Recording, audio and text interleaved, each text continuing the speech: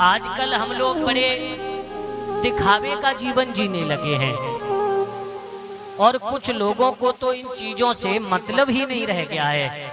जो व्यक्ति थोड़ा सा 4 पैसे कमा लिया और जीवन में अभी तक ज्यादा संकट परेशानियों से जूझा नहीं है, ऐसा व्यक्ति तरह तरह की बातें करता है।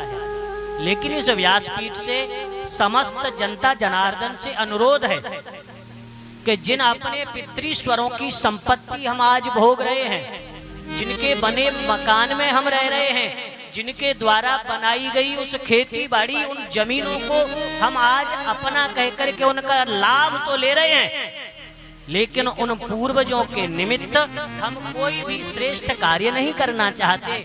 और यहाँ तक कि शादी विवाह आदि जैसे शुभ अवसर पर भी हमको डांस करने के लिए तो 4 घंटे चाहिए।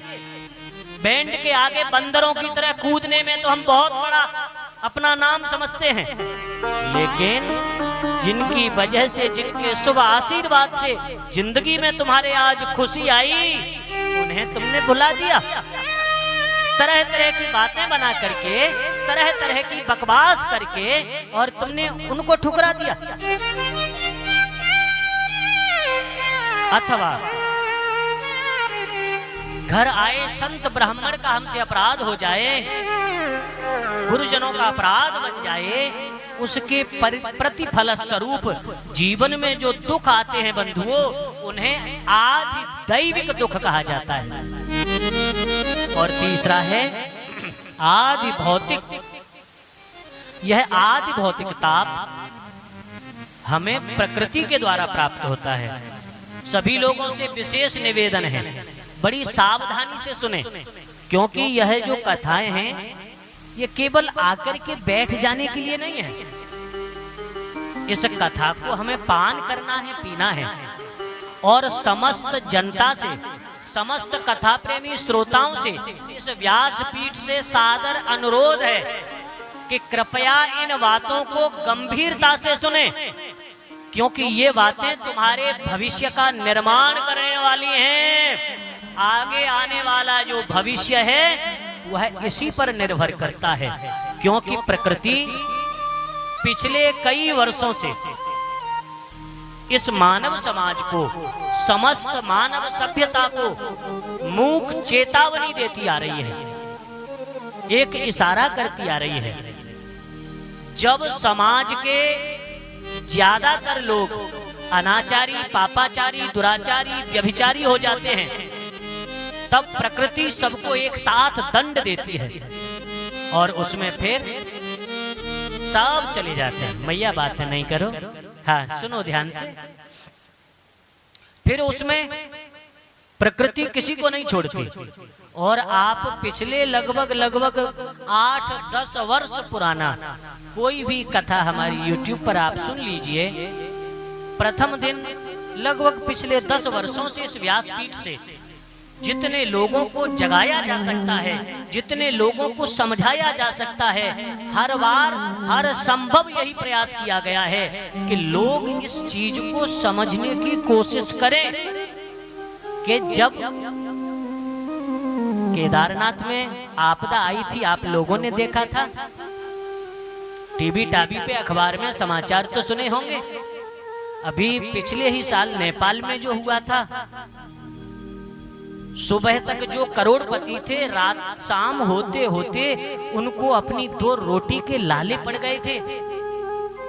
वर्षा के समय वर्षा नहीं होती, 47-48 टेम्परेचर में हम लोग आजकल रह रहे हैं। ये प्रकृति का कोप ही तो है बंधुओं, और प्रकृति बार बार समझा रही है। सुनामी के रूप में, बाढ़ तूफान के रूप में, या कोई न कोई ऐसी प्राकृतिक आपदा के रूप में इस मानव जाति को चेतावनी देती है कि सुधर जाओ। तुम लोगों ने जो केवल अपने लिए जीना शुरू कर दिया और अपना इस छोटा सा पेट भरने के लिए दूसरे जीवों को मारना, झूठा नाम दिखाने के लिए और केवल दिखावा करते रहना, ये धर्म का पर्याय नहीं है, ये धर्म की श्रेणी में नहीं आता, ये सब दिखावे की श्रेणी में आता है। बंधुओं, हम लोगों ने प्रकृति के विरुद्ध जब से जीना शुरू किया है, तब से हम लोग बहुत नुकसान का जीवन जी रहे हैं। यहाँ पर जो बड़े बुजुर्ग बैठे हैं, कृपया हमारी बातों को ध्यान से समझें। जो बड़े बुजुर्ग थे हमारे, उनके पास 2 जोड़ी कपड़े होते थे। खाने को मोटा खाना, मोटा पहनना, लेकिन कितनी मस्ती का जीवन जीते थे। खेत में काम करने वाला एक किसान जो तपती धूप में खेत जोत रहा होता, लेकिन खेत जोतते जोतते गीत गा रहा होता, अपनी मस्ती में मगन, और बड़े बढ़िया बढ़िया गीत गाता था। उन लोगों का स्वास्थ्य इतना अच्छा होता था कि मैंने सुना है कि 1-1 कुंटल का बोझ अपने कंधे पे एक आदमी उठा करके खेत से घर पे लाके डालता था। आज हम लोगों ने पैसा ज्यादा कमा लिया, सुख सुविधाएं अपने उन बुजुर्गों से ज्यादा इकट्ठी कर ली, लेकिन जीना नहीं सीख पाए। आज हम लोग 20-20 साल में डायबिटीज के मरीज हो रहे हैं। 30-35 साल के व्यक्तियों को हृदय की बीमारियां हैं, उनको हार्ट अटैक की परेशानियां हैं। कितनी बीमारियां तुम्हें गिनाई जाएं, कितनी परेशानियां बताई जाएं। अरे जरा जरा से 5-5, 6-6 साल के बच्चों की आंखों पे चश्मा लगे हुए हैं, और हम अपने उन्हीं पूर्वजों की संतान हैं कि जिनके मरते मरते मुंह में 32 दांत होते थे और आंख पे चश्मा नहीं होता था। तो तुमने क्या बना लिया, क्या पढ़ लिए तुम, और क्या समझदार बन गए। अंग्रेजों की मानसिक गुलामी करते करते करते करते हम आज यहाँ तक आ पहुंचे हैं कि जो पड़ोसी कर रहा है वही मुझे करना है। इसने गाड़ी खरीद ली तो मुझे भी खरीदना है, उसके लिए चाहे मुझे गलत काम करना पड़े वो स्वीकार है। ये गलत है, बहुत गलत है बंधुओं। वास्तव में हम लोगों को प्रकृति के अनुरूप जीना ही होगा। सोने के समय सोते नहीं, खाने के समय खाते नहीं, जगने के समय जगते नहीं। हर चीज में अपनी मनमानी, हर चीज में अपनी मनमानी, और उसी मनमानी का आज परिणाम हम लोग देख रहे हैं कि सर्दी के समय सर्दी नहीं, वर्षा के समय वर्षा नहीं, बेमौसम बरसात होगी, बेमौसम सारी चीजें होने लगी हैं। और यदि इसी तरह हम लोग चलते रहे, इसी तरह अंधाधुंध केवल पेड़ों को कटवाते रहे, काटते रहे और लगाना भूल चुके हैं हम लोग, क्योंकि हम लोगों को लगाना है घर में मनी प्लांट, हमको पौधा लगाना है गमले में जो कि बालकनी में रख सकें। भैया शोभा के लिए तो वो ठीक है, लेकिन उसका लाभ प्रकृति को क्या मिलेगा। ज्यादा से ज्यादा इस प्रकृति का सहयोग करने के लिए हम लोगों को वृक्ष लगाने चाहिए और जल बचाना चाहिए।